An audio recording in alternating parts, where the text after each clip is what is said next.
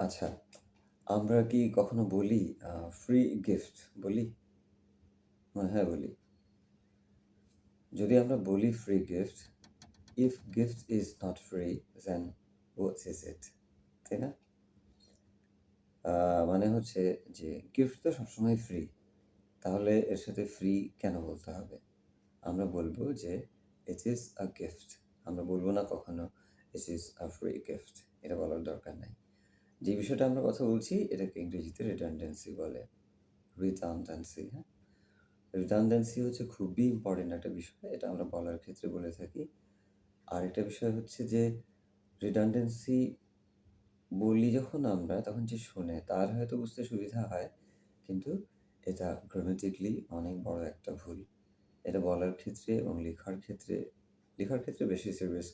যদি আমরা লেখার ক্ষেত্রে লিখি তাহলে কিন্তু আ এটা একটা বড় ভুল হিসেবে ধরা হয়ে থাকে ইংরেজিতে ৪-৫ টা বড় ভুলের মধ্যে। হ্যাঁ? তো আমরা কয়েকটা বিষয় বলে দেখি যে আমরা আসলে এরকম বলি কিনা, হ্যাঁ? আরো বলি কিনা, কি বিষয় আছে যেগুলোকে আমরা বলে থাকি। যেমন আমরা কি কখনো বলি each and every person বলি না? তো আপনি each বললে আবার every বলার তো দরকার নাই। যেমন আপনি যদি বলেন আবার each individual, each মানে প্রত্যেকে, individual মানেই হচ্ছে প্রত্যেকে, everyone singularly তো সেই ক্ষেত্রে each বললে আর individual বলার দরকার নেই। আমরা অনেক সময় বলে থাকি যে এক্সাক্টলি দ্য সেইম। আপনি যদি সেইম বলেন তাহলে এক্সাক্টলি কি? এক্সাক্টলি বলতে আমরা বুঝাই এটা ওটার মতো। তাহলে হচ্ছে দ্য সেইম শব্দটার মধ্যে এক্সাক্টলি আছে। মানে one word differs the another word সেই ক্ষেত্রে এই ২ টা একসাথে বলার দরকার নেই। এরকম আরো এক্সাম্পল আমরা চাইলেই বলতে পারি। যেমন আমরা বলি অনেক সময় repeat again. repeat মানেই হচ্ছে when you say something again. So repeat is enough. আমাদের repeat again বলার দরকার নেই। আমরা অনেক সময় বলি যেটা famous celebrity. A celebrity is someone who is a famous personality. এই ক্ষেত্রে আপনি জাস্ট বলেন হচ্ছে celebrity. এর সাথে famous বলার দরকার নেই। আরো কমন বিষয় আছে। আ আ new innovations. Innovations মানেই হচ্ছে নতুন কোনো আবিষ্কার, নতুন আবিষ্কার বলি আমরা। আবিষ্কার তো সবসময়ই নতুন হয়। সেই ক্ষেত্রে আমরা new innovations না বলে we would just say innovation. আরো কিছু আছে। যেমন আমরা বলি অনেক সময় যে past history. history is related to past.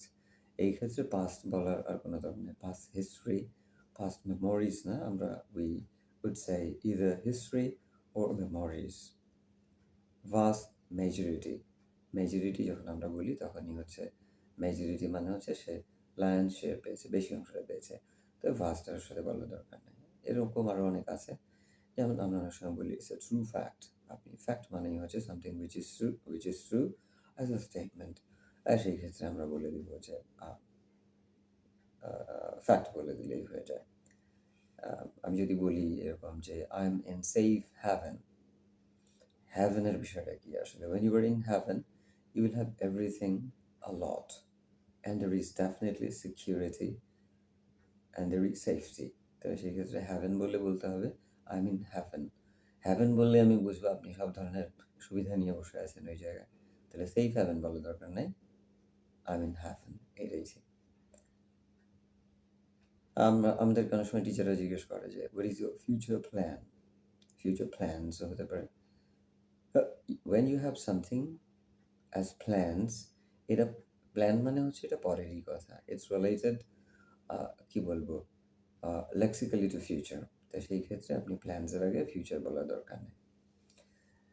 ধরেন আমরা বলছি যে circle around A মানে A কে সার্কেল করুন। সার্কেল বললেই বৃত্তকর্মে around আর বলতে হবে না। তারপরে আমরা অনেক সময় বলি red color. আচ্ছা রেড কালারই তো। তাহলে রেড যথেষ্ট না? একটা কমন আরো ২-৩ টা কমন আছে যেমন আমরা বলে থাকি যে রিটার্ন ব্যাক অনেকে বলে। when you return you get back there. তাহলে রিটার্ন বললেই হবে। অনেক ক্ষেত্রে আমরা বলি যে we will join together. আপনি join করলেই আপনারা একসাথে হয়ে যাচ্ছেন। এজন্য এর সাথে together এর দরকার নেই। আবার ধরেন কেউ বলল যে I am in serious danger. আপনি যদি বিপদে থাকেন, বিপদ সবসময়ই সিরিয়াস। তাহলে এর সাথে আপনার আর সিরিয়াস বলার দরকার নেই। অনেক সময় আমরা যেমন বলে থাকি যে আই পার্সোনালি বিলিভ। আই বললেই আপনি একজন পারসন, আপনি আপনার কথাই বলছেন। তো আই এর পরে আর আই যদি আমরা এটাকে রিফ্রেজ করি যে আই পার্সোনালি বিলিভ, এটা না বলে আপনি বলেন যে আই বিলিভ, শেষ হয়ে গেল। আরও যেমন আছে কিছু, ধরেন আমরা বলছি যে completely finished, completely destroyed, completely done. When something is done, it's fully done. Okay. তো completely fully finished বলা দরকার না। Finish is the end position of something, right? এটাই তো। Destroyed মানে হচ্ছে পুরোই ধ্বংস হয়ে যাওয়া। এটা আমরা ডাব করলে, বাংলা করলে এরকম হতে পারে। তো এই ক্ষেত্রে আমাদের আসলে fully finished বলা দরকার নেই, completely। আরও আমরা কিছু ফ্রেজ বলে থাকি, যেমন the reason why। ধরেন আমি বললাম I know the reason why। Sentence বলি I know the reason why I came। তো আমরা রিজন আর ওয়াই কিন্তু একই। তাহলে আপনি জাস্ট বলবেন I know why he came, হয়ে গেল। আরও মনে করেন ২-১টা যদি আমরা বলি, সেটা হচ্ছে কি জেনারেল পাবলিক। অনেক সময় বলি আমরা পাবলিক বললেই জেনারেল, এর সাথে আর জেনারেলের দরকার হয় না। আবার আমরা অনেক সময় বলি যে 7 AM in the morning।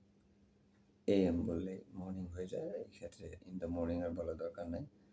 আমরা আবার অনেক সময় বলি যেমন sum total. Its either sum or total, হয় সাম না হয় টোটাল, এই দুটো একটা বললেই হয়। যেমন আরেকটা লাস্ট বলে নিই, সেটা হচ্ছে আমরা অনেক সময় বলি যে আর্মড গানম্যান। গানম্যান যে তার কাছে গান আছেই, এই ক্ষেত্রে আপনার আর আর্মড বলার দরকার নেই। তো এগুলো হচ্ছে রিডান্ডেন্সি, এগুলো লেখার সময় খুব বেশি ভালোভাবে খেয়াল রাখতে হয়।